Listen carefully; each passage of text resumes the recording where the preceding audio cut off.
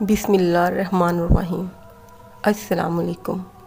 Welcome to ہوماز stories. Hope you all guys are good. سب سے پہلے تمام ویڈیوز کی اپڈیٹس کے لیے میرے چینل کو سبسکرائب کر کے بیل نوٹیفیکیشن کو آن کر دیں، اور اگر آپ کو میری اسٹوریز پسند آ رہی ہیں تو لائک اور شیئر کرنا مت بھولیے۔ Thank you. تو آئیے چلتے ہیں آج کی اسٹوری کی طرف، جس کا نام ہے بھیانک انجام۔ مرنے کے بعد بھی سکون نہ آئے تو کہاں جائیں، ورطہ حیرت میں ڈالتی انوکھی داستان۔ ثاقب اپنی نئی کار میں ایک ویران سڑک سے گزر رہا تھا۔ دن میں اس سڑک پہ ٹریفک رواں دواں رہتی تھی، لیکن رات ہوتے ہی اس علاقے میں سناٹا چھا جاتا تھا۔ اس علاقے میں زیادہ تر کباڑی کا کام ہوتا تھا۔ کباڑیے کے بڑے بڑے گودام بھی تھے۔ شہر سے کباڑی کا کام کرنے والے دن بھر اس علاقے میں آتے رہتے تھے، اس لیے اس علاقے میں دن بھر رونق رہتی تھی۔ علاقے سے کچھ فاصلے پہ ایک قبرستان تھا، جہاں لوگ اپنے مردوں کو بھی دن کے ٹائم دفناتے تھے۔ رات میں اس علاقے میں لوگ زیادہ آتے جاتے نہیں تھے۔ ثاقب کو گھر جانے کا یہ راستہ شارٹ لگتا تھا، لیکن وہ اس راستے کو استعمال نہیں کرتا تھا، بلکہ وہ اس راستے کو اختیار کرنے کے بجائے طویل راستہ اختیار کرتا تھا۔ ثاقب کو بھی دن کی نسبت رات میں یہاں سے گزرتے ہوئے خوف محسوس ہوتا تھا۔ آج اسے گھر جلدی پہنچنا تھا، لیکن کچھ دفتری کام میں الجھ جانے پہ تاخیر ہو گئی تھی، اس لیے ثاقب نے گھر جانے کو اس راستے کا انتخاب کیا تھا۔ سردی کے دن تھے، رات کی تاریکی میں اسے خوف محسوس ہو رہا تھا۔ سڑک کے ایک کنارے پہ کسی شخص نے اسے رکنے کا اشارہ کیا۔ ثاقب کا دل نہیں چاہ رہا تھا وہ کار کو روک دے، لیکن پھر یہ سوچ کے شاید شخص کو کوئی ایمرجنسی ہو اور اسے مدد کی ضرورت ہو۔ وہ اس وقت ویسے بھی اکیلا تھا، اگر اس شخص کو آگے چھوڑ دے گا تو کون سا کوئی فرق پڑ جائے گا۔ اس شخص کے پاس جا کر ثاقب نے کار روک دی۔ وہ اپنے جسم کے گرد سفید کپڑا لپیٹے ہوئے تھا، چہرہ بھی چھپا ہوا تھا۔ ثاقب نے کار کا پچھلا دروازہ کھول دیا۔ وہ شخص اندر گھس کے بیٹھ گیا۔ کہاں جاؤ گے؟ ثاقب نے پوچھا۔ مجھے زیادہ دور نہیں جانا ہے، تھوڑے فاصلے پہ ایک مریض کو ساتھ لے کر ہسپتال جانا ہے، وہ شخص بولا۔ ٹھیک ہے، ہسپتال میرے گھر سے پہلے ہی آتا ہے، میں تمہیں اور مریض کو ہسپتال چھوڑ دوں گا، ثاقب نے کہا۔ وہ ایک خود غرض انسان تھا، لیکن جب سے اس کے پاس دولت آئی تھی وہ بدل گیا تھا۔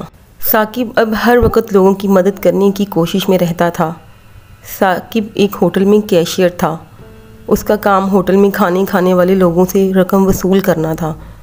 ہوٹل کا مالک احتشام اور سعید نے مل کر کام شروع کیا تھا۔ ہوٹل پر رونق علاقے میں تھا۔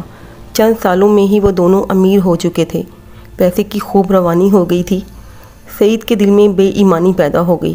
اس نے احتشام کو راستے سے ہٹا کر خود ہوٹل کا مالک بننے کا فیصلہ کر لیا۔ احتشام کے بچے چھوٹے تھے، وہ سعید کا کچھ نہیں بگاڑ سکتے تھے۔ سعید نے احتشام کو راستے سے ہٹانے کے بارے میں غور و فکر شروع کر دیا۔ وہ چاہتا تھا احتشام کو اس طرح قتل کیا جائے کہ وہ قتل بھی ہو جائے اور اس کے قتل میں اس کا نام بھی نہ آئے۔ سوچتے سوچتے سعید کے ذہن میں ایک شاندار منصوبہ آ گیا۔ اس منصوبے کے تحت احتشام کا کام تمام بھی ہو جاتا اور قتل کا کسی کو پتہ بھی نہ چلتا، اور وہ آسانی سے ہوٹل کا مالک بھی بن جاتا۔ احتشام اپنی کار ہوٹل کے سامنے پارکنگ پلازے میں کھڑی کرتا تھا۔ رات میں پارکنگ کی جگہ میں اندھیرا ہوتا تھا۔ وہ ایک رات منصوبہ کے تحت پارکنگ کی جگہ پہنچا۔ رات میں ایک بوڑھا چوکیدار بیٹھا ہوتا تھا۔ جب سعید وہاں پہنچا، بوڑھا آدمی اسے دیکھ کر چونکا۔ صاحب، آج یہاں کیسے؟ خیریت ہے نا؟ اس نے پوچھا۔ ہاں خیریت ہی ہے، یہاں سے گزر رہا تھا، سوچا تم سے ملاقات کر لوں، سعید نے بات بنائی۔ مجھ غریب کی اس عزت افزائی کرنے کا شکریہ۔ اس میں شکریہ کی کون سی بات ہے؟ ہم غریب لوگ ہیں، کوئی ہماری عزت کرے تب ہمارا ڈھیر خون بڑھ جاتا ہے۔ غریب کے پاس ایک عزت ہی تو ہوتی ہے جس پہ وہ ساری زندگی فخر کرتا ہے۔ سعید نے بوڑھے کی ہاں میں ہاں ملائی۔ صاحب کیا پئیں گے؟ چائے لے آؤں؟ میرا دل اس وقت لسی پینے کو کر رہا ہے، کیا لسی مل جائے گی؟ سعید نے پوچھا۔ ہاں کیوں نہیں، میں ابھی لاتا ہوں، یہ کہتے ہوئے بوڑھا اپنی جگہ سے اٹھا۔ یہ پیسے رکھ لو۔ سعید نے کچھ رقم اس کے جانب بڑھائی۔ صاحب اس کی کیا ضرورت ہے، میں لے آتا ہوں، بوڑھے نے کہا۔ سعید نے زبردستی اس کی جیب میں رقم رکھ دی۔ بوڑھا آدمی خوشی خوشی لسی لینے چلا گیا۔ اس کے جانے پہ سعید نے منصوبے پر عمل کرنے کا فیصلہ کر لیا۔ وہ تیزی کے ساتھ آگے بڑھا اور احتشام کی کار کے نیچے گھس گیا۔ کار کا بریک فیل کر کے وہ تیزی سے بوڑھے چوکیدار کی جگہ پر آ کر بیٹھ گیا۔ تھوڑی دیر گزرنے پہ چوکیدار لسی کے 2 گلاس لے آیا۔ سعید نے جلدی جلدی لسی کا گلاس خالی کیا اور اس جگہ سے چلا گیا۔ اس نے اپنے بیگ کو تحسین کی نگاہ سے دیکھا جس میں وہ اوزار موجود تھے جن کی مدد سے اس نے بریک فیل کیا تھا۔ احتشام ہوٹل سے پارکنگ کے مقام پر آیا۔ چوکیدار نے اسے سلام کیا اور بتایا سعید بھی کچھ دیر پہلے یہاں آیا تھا۔ اس پر احتشام چونکا۔ لیکن وہ کار یہاں پارک تو نہیں کرتا؟ احتشام نے کہا۔ ہاں وہ کہیں اور کرتا ہے، اس نے مجھے بتایا تھا کہ وہ یہاں سے گزر رہا تھا، اس لیے سوچا ملاقات کرتا چلوں، بوڑھے چوکیدار نے بتایا۔ احتشام کی سمجھ میں یہ بات نہیں آ رہی تھی۔ سعید یہاں گاڑی پارک نہیں کرتا، بوڑھے سے بھی دوستی نہیں ہے، پھر وہ کیوں ملاقات کرنے کے لیے پہنچ گیا؟ مجھے ذہن کو الجھانے کے بجائے خود سعید سے یہ بات معلوم کر لینی چاہیے۔ کار میں بیٹھتے ہوئے احتشام نے خود کلامی کی۔ کار سٹارٹ کی اور پارکنگ سے باہر نکل گیا۔ اسے گھر جلدی پہنچنا تھا، اس لیے کار کو اس نے بریک لگانا چاہا لیکن بریک نہ لگ سکا۔ ایک خوفناک حادثہ ہوا جو احتشام کی جان لے گیا۔ میت کے دن سعید بھی افسوس کر رہا تھا اور لوگوں کو بتا رہا تھا کہ احتشام اس کا کتنا اچھا دوست تھا۔ احتشام کی اچانک موت پر سب کو افسوس ہو رہا تھا۔ احتشام کی موت کے 10 دن گزرتے ہی سعید ہوٹل کا مالک بن بیٹھا۔ احتشام کے بچے چھوٹے تھے، اس لیے وہ کچھ کرنے کی پوزیشن میں نہیں تھے۔ احتشام کی بیوہ یاسمین نے شور شرابہ کیا جس پر سعید نے احتشام پر الزام لگا دیا کہ وہ تو خود اس کا مقروض تھا۔ چند دن اور گزرنے پر احتشام کی بیوی یاسمین چپ ہو کے بیٹھ گئی۔ سعید ایک چلاک آدمی تھا، وہ جانتا تھا احتشام کے ہوٹل پہ قبضہ کرنا آسان نہ ہوگا، اس لیے احتشام کی زندگی میں ہی سعید نے جعلی کھاتے اور کاغذات تیار کروا لیے تھے جس کی روح سے احتشام اس کا مقروض تھا اور اس نے ہوٹل سعید کے نام کر دیا تھا۔ سعید اپنے منصوبے کی کامیابی پر بہت خوش تھا۔ کسی کو بھی اس پر شک نہیں ہوا کہ اس نے احتشام کو اپنے رستے سے ہٹانے کے لیے اس کو قتل کر دیا ہے۔ سعید کو یہ خوشی راس نہیں آئی، وہ بھی احتشام کی طرح کار حادثے کا شکار ہو کر ہلاک ہو گیا۔ ثاقب مینیجر تھا، اس لیے ہوٹل کا تمام حساب اس کے ہاتھ تھا، اس لیے وہ ہوٹل کا مالک بن بیٹھا۔ سعید ایک غیر شادی شدہ انسان تھا، اس لیے سعید کا کوئی وارث نہ تھا جو ہوٹل کے کام سنبھالتا۔ سعید کے سب بھائی اچھے عہدوں پر فائز تھے اور ان کو سعید کا ہوٹل کا کام پسند نہیں تھا، اس لیے انہوں نے ثاقب سے ہوٹل کے سلسلے میں کسی بھی نوعیت کی بات کرنا بھی گوارا نہ کیا۔ ثاقب کو سعید اور احتشام کی بات کا افسوس تھا۔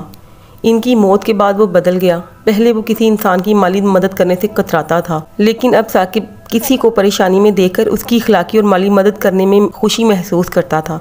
وہ ہوٹل کی کمائی سے بلڈرز بھی بن گیا تھا۔ وہ شہر میں پلادہ تعمیر کا کام کرنے لگا تھا۔ اس کی آمدنی میں اچھا خاصا اضافہ ہو گیا تھا۔ شہر میں اس کی عزت میں اضافہ ہو گیا، لوگ بلڈر کی حیثیت سے اس کی خوب عزت کرنے لگے تھے۔ ایک جگہ اس شخص نے ثاقب کو کار روکنے کا اشارہ کیا۔ ثاقب نے کار کو روک دیا۔ میرے ساتھ آؤ، مریض اس پوزیشن میں نہیں ہے کہ اپنے پیروں پہ چل کر آئے، ہم دونوں کو اسے پکڑ کر لانا پڑے گا، اس شخص نے کہا۔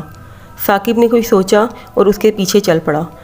کچھ فاصلے پر چل کر اسے اندازہ ہو گیا کہ یہ علاقہ آبادی والا نہیں ہے بلکہ قبرستان ہے۔ قبرستان کا تصور کر کے ایک جھرجھری سی آ گئی۔ رات کی اس تاریکی میں قبرستان کو دور سے دیکھ کر ہی خوف آ جاتا ہے۔ وہ گھبرا گیا۔ اب تم مجھے کہاں لے جا رہے ہو؟ ثاقب نے پوچھا۔ اس شخص نے اپنے چہرے پر سے کپڑا ہٹا دیا۔ اس کے چہرے پر نظر پڑتے ہی ثاقب کا چہرہ فک سا رہ گیا۔ وہ عام انسان نہیں تھا، وہ انسانی کھوپڑی تھی۔ کھوپڑی میں صرف آنکھیں روشن تھی۔ تم کون ہو؟ ثاقب نے پوچھا۔ میں ایک انسانی ڈھانچہ ہوں، یہ کہتے ہوئے اس شخص نے اپنے جسم سے کپڑا ہٹا دیا۔ وہ ایک مکمل انسانی ڈھانچہ تھا۔ ثاقب نے دیکھتے ہی وہاں سے بھاگنا چاہا۔ اس ڈھانچے کے اپنے ہاتھ ہڈیوں کا پنجر تھے۔ اس نے بڑی مضبوطی سے ثاقب کو پکڑ لیا۔ اس کی گرفت اتنی مضبوط تھی، ثاقب نے جب خود کو چھڑانا چاہا تو چھڑا نہ سکا۔ ثاقب کو بڑی حیرت ہوئی کہ اس ہڈیوں کے پنجر ہاتھ میں اتنی جان کیسے پیدا ہو گئی۔ تم میری گرفت سے بچ نہیں سکتے، ڈھانچے نے کہا۔ تم کون ہو اور میرے ساتھ ایسا کیوں کر رہے ہو؟ ثاقب نے پوچھا۔ میں تمہیں نہیں چھوڑ سکتا، میرے ساتھ خاموشی سے چل دو ورنہ میں زبردستی لے جاؤں گا۔ تم مجھے کہاں لے جانا چاہتے ہو؟ تمہیں کچھ دکھانا ہے؟ دکھانا ہے؟ اور اس قبرستان میں؟ ثاقب چونکا۔ ہاں، دنیا والے زبان کی بات کو نہیں سمجھتے، وہ آنکھوں دیکھی بات پر جلدی سے یقین کر لیتے ہیں، ڈھانچے نے کہا۔ ثاقب اس ڈھانچے کے ساتھ چلنے پہ مجبور تھا۔ وہ اسے ایک قبر کے پاس لے گیا۔ قبر کھلی ہوئی تھی، ایک مردہ قبر میں پڑا تھا۔ اس کے جسم پہ کالے کالے بچھو رینگ رہے تھے۔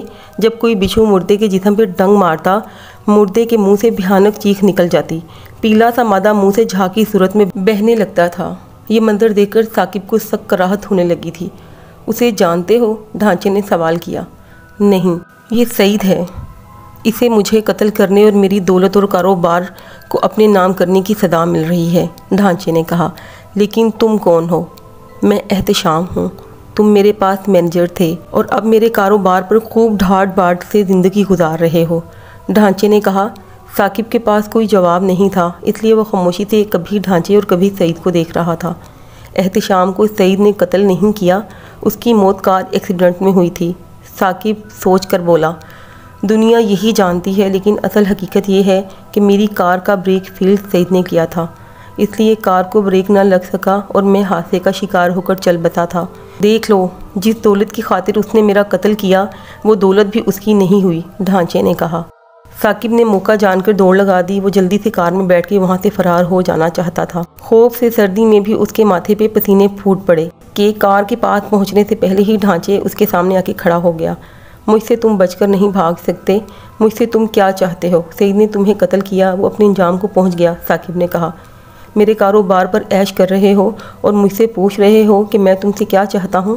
ایسے کاروبار کا کیا فائدہ؟ میرے بچے فاقے کر رہے ہیں اور میرا ملازم عیاشی کر رہا ہے۔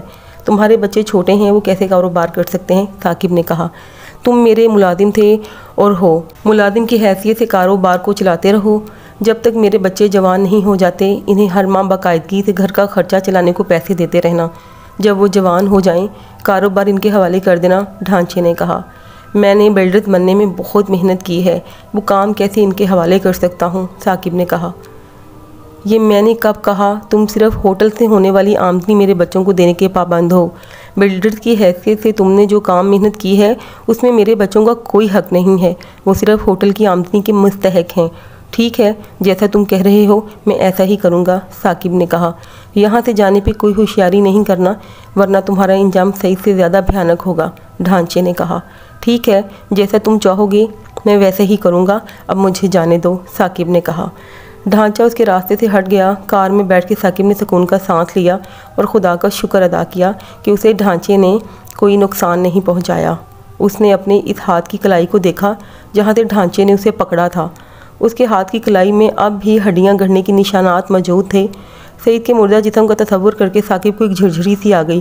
اس نے گھر جاتے ہی یہ تہیہ کر لیا وہ ہوٹل سے کی ہوئی کمائی کا ایک ایک روپیہ احتشام کے بچوں کے حوالے کر دے گا۔ جب وہ جوان ہو جائیں گے وہ اپنی ہوٹل کی ذمہ داری خود سنبھالیں گے، وہ شہر میں بلڈر کی حیثیت سے کام کرے گا۔